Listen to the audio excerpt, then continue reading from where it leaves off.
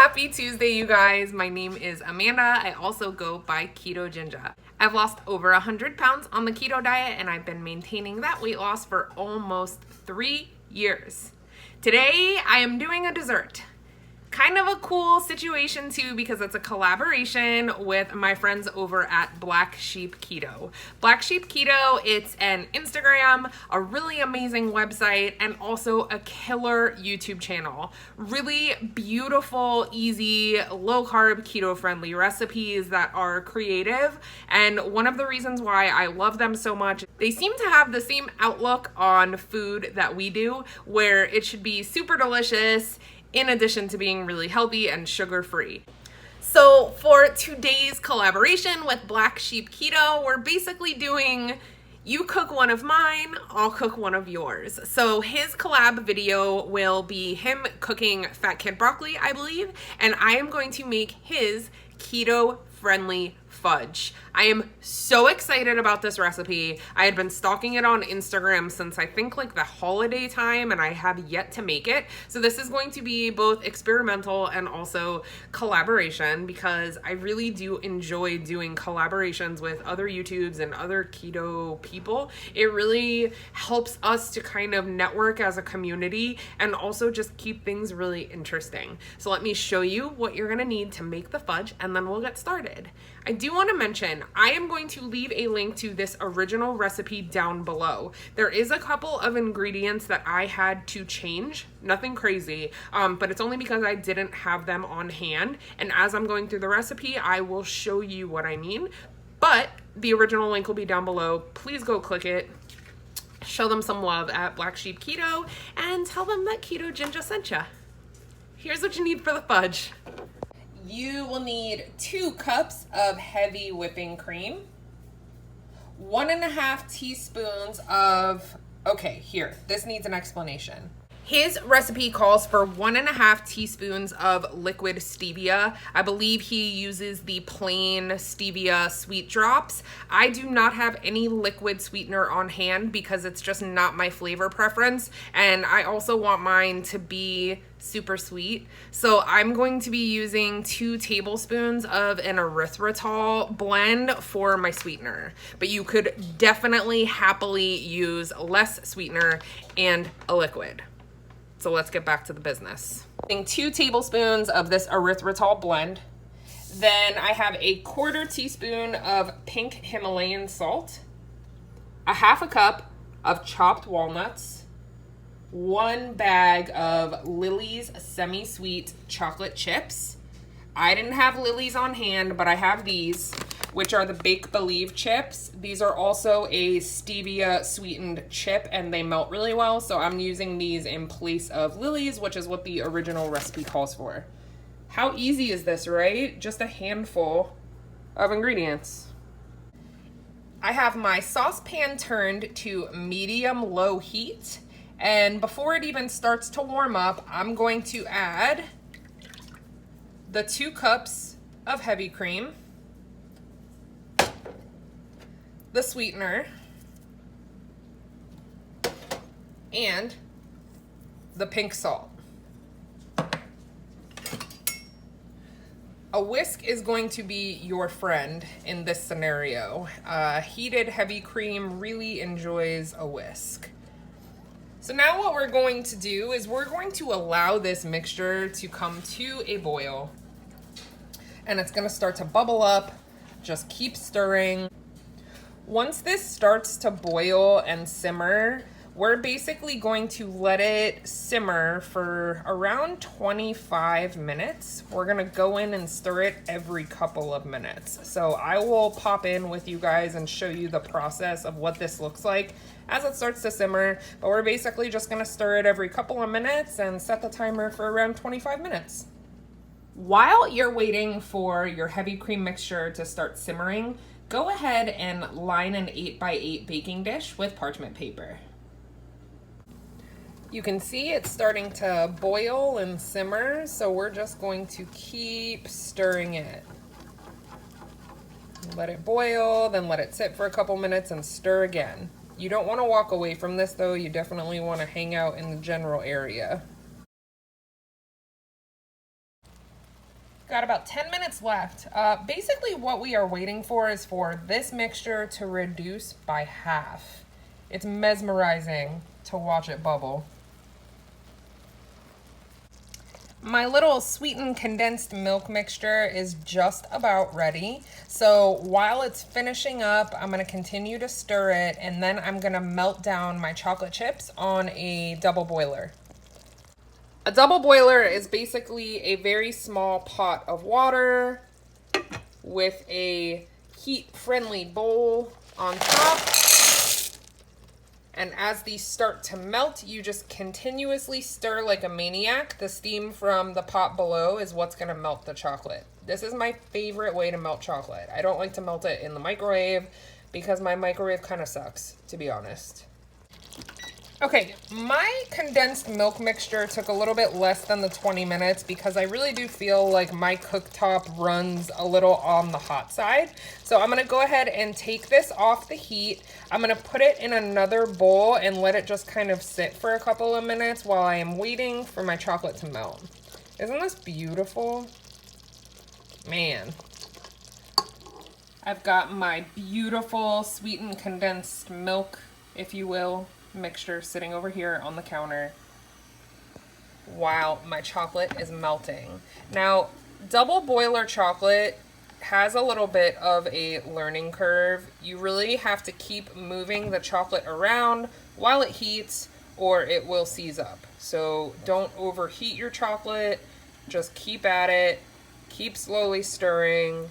It will come together and really, it'll blow your mind. Once the majority is melted, go ahead and turn off the heat. Just continue folding it onto itself, and that will melt down the last remaining couple of little chunks that there are. Very important not to overheat. I know I sound like a broken record, but I've learned this lesson the hard way, and keto ingredients are too expensive to waste and start over, so I just want to make sure that you have a fighting chance here. We're just about melted. I have my milk mixture here. I've got my chocolate off to the side. Be sure to use a hilarious oven mitt while you're holding the chocolate bowl because it is hot as Hades, okay? So we are going to hold our bowl of chocolate and we are going to slowly add it to the creamy mixture, stirring it in nice and slow. Is that not the most beautiful thing you've ever seen in your life? Oh, I'm so excited. I've really missed fudge. I think this is going to be a really epic fat bomb for me to have in the fridge as well. So just keep adding it. Once we've got all of that chocolate stirred in, go ahead and dump in your walnuts. Make sure to mix really well. I don't know why I'm still using a spatula. Stand by. I'm also going to add just a sprinkle more of walnuts. I definitely want them to be very nutty, just like me. Now, this mixture is going to get scooped into my 8x8 baking dish. We're gonna bring the spatula back in so we don't miss a single morsel. It honestly looks and smells like brownie batter. So I'm kind of beside myself. I wanna just dive in, but I'm gonna be patient. I've made homemade fudge like the regular diabetes inducing variety, and the texture of this looks really, really similar. I kind of wish that I would have used the liquid sweetener, but I still think that the flavor is going to be on point, and next time I make it, I will be sure to do that. I should have some on hand anyway. All right. Oh, God, I'm such a slob. So get all your mixture into your pan. Hopefully you make a mess. Oh, that means I get to try some, though. Holy smokes. Oh, man. Okay. Smooth it out. It's so it's nice and pretty and as even as you can get it. Give it a tap on the counter to get any air bubbles out and to help it kind of settle into space. All right, now this is gonna go into the refrigerator for 1 hour and I will cut into it and give it a taste, and that's it. I love a no-bake dessert for me. Isn't it beautiful? Yes. All right, it's been in the refrigerator for about an hour. Now, I know that if I would have used a different sweetener, the whole thing would be like this darker color. That allulose blend tends to make things a little bit off color, but here's why we used the parchment paper. We're able to just lift it out of the pan, and we have this big, beautiful block of fudge. I've got it all pulled out here, and I am going to cut it into really small, bite-sized squares. Oh, it's so nice and firm. I'm so scared I'm gonna break it. Let's bust out a little piece here so we can give it a try. It looks so beautiful. The texture of this is unbelievable. Truly looks like regular homemade fudge. All right. Truth time. I can't get over how beautiful and solid it is.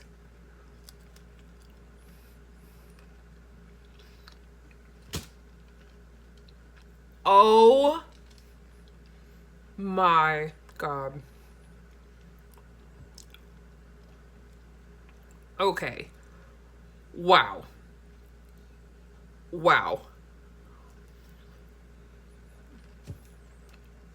Oh, heck. You guys are not, you are not ready.